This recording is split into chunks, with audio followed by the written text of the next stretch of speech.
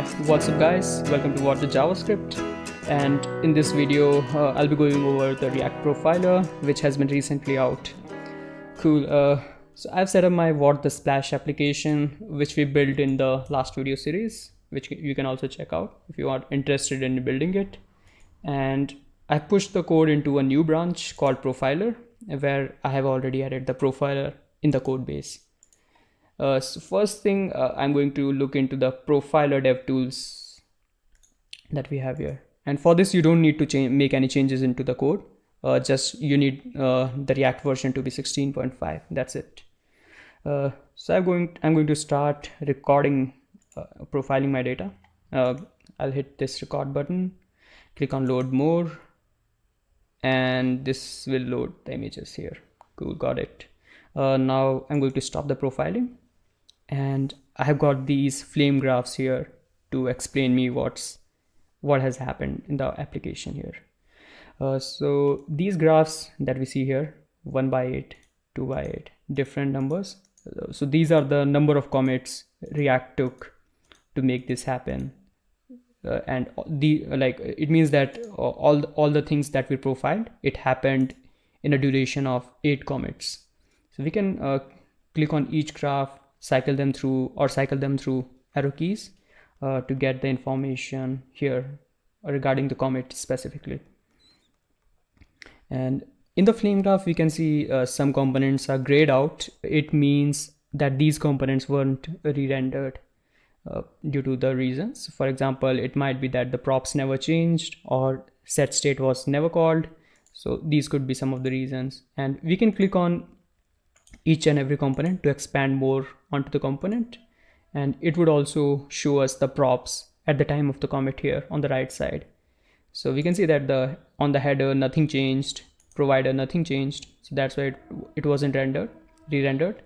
But we can check or connect image grid component, image grid, and the button. So these things were re-rendered, and we can get an idea of why this re-render happened looking at the props here. So for example, if I click on this button and I go to the second commit, I can see that my loading prop was changed from true to false, and this kind of gives us a visualization why this re-render happened. So yeah, this can explain some things regarding some performance hiccups if you're observing any. So that's a good point to start looking into things.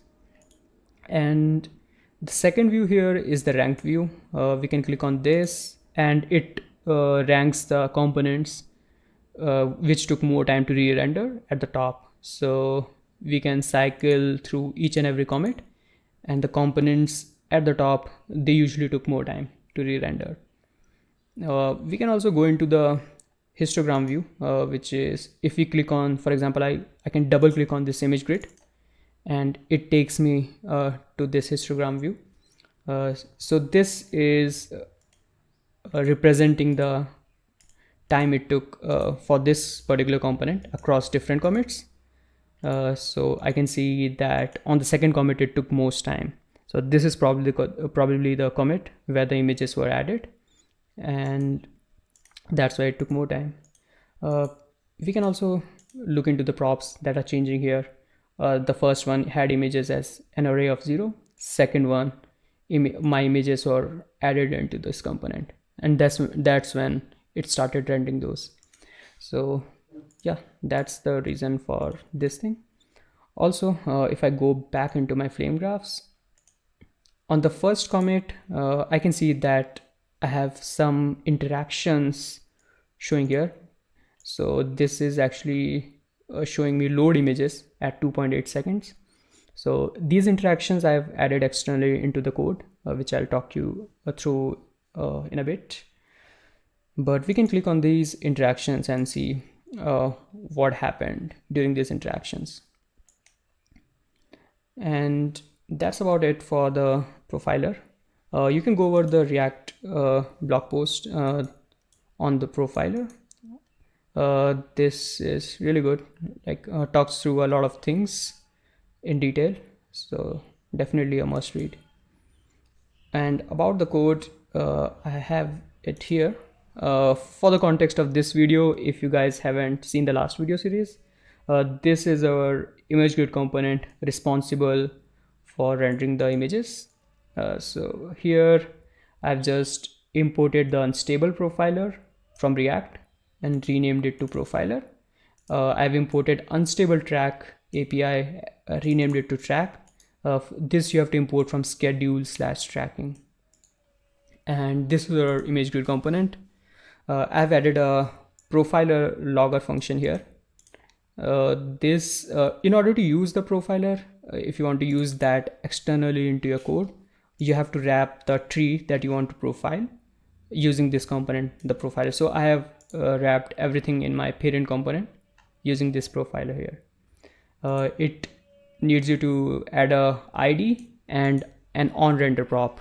So this onRender is calling this profiler log function that I have here. It's logging out all these information that it is passed. So profiler passes some parameters. For example, the first one is profiler ID, which we added into the props. The phase, this signifies the phase of the commit. For example, it could be mount, it could be an update happening. So all those things. And the next thing is actual time and base time. So these are the actual times that React took to make this commit happen. And the next set of parameters are start time and commit time. So both of these are timestamps at which, so start time is the timestamp at which render started, and commit time is the timestamp at which the render was committed to the renderer. The last parameter here is called interactions. So this information we're getting from the tracking API, which I've added here. Yeah. So in order to use the tracking API, you just wrap your pass your function into the track function. So for example, I want to track my button on click. So in my on click, I've provided this handle load images. And if I go into this function here, I am using this track function that I imported above and passing it 3 parameters. First one is a description for this tracking. Second one is performance.now. And third parameter is the callback function that I want to execute and track. So yeah, that was the gist of this thing. If I go back into my application here, and all these information was logged into the console. So these are like pretty analogous to the DevTools that we have here. This is kind of a more visualization of the things happening, and this you can extend into your application and try to get a deeper idea on how things are getting profiled. So if I look into the first thing that was logged here, we can see that actual time and base time, these are the times that React took, and commit time and start time, these are timestamps. So these will always be incremental across different loggers, different statements that are logged here. In the first one that was logged, I can see that the phase was mount. So this was during the initial application mount. And interactions, I can see that on the mount phase, the interactions were a set of 0 elements, because since I'm only tracking my button on clicks, so therefore no interactions happened on the initial mount. The second thing that was logged here, I can see things are looking pretty similar, except the phase which has changed to update. So this is when we clicked on the button, and also in the interactions I can see it's a set of 1 element. So this element right here is load images. So this is a description that we provided in the API when we call the function, and rest of the things are like pretty similar. All are like update phase updates. Yeah, so that was about it for interaction tracking. There's also a very nice gist on interaction tracking with React, which I'll also link in the description, so you guys can go over that as well. And yeah, so that was about it for this video, and hope you guys like it. Let's know on the comments below, and yeah, see you guys in the next one. Bye.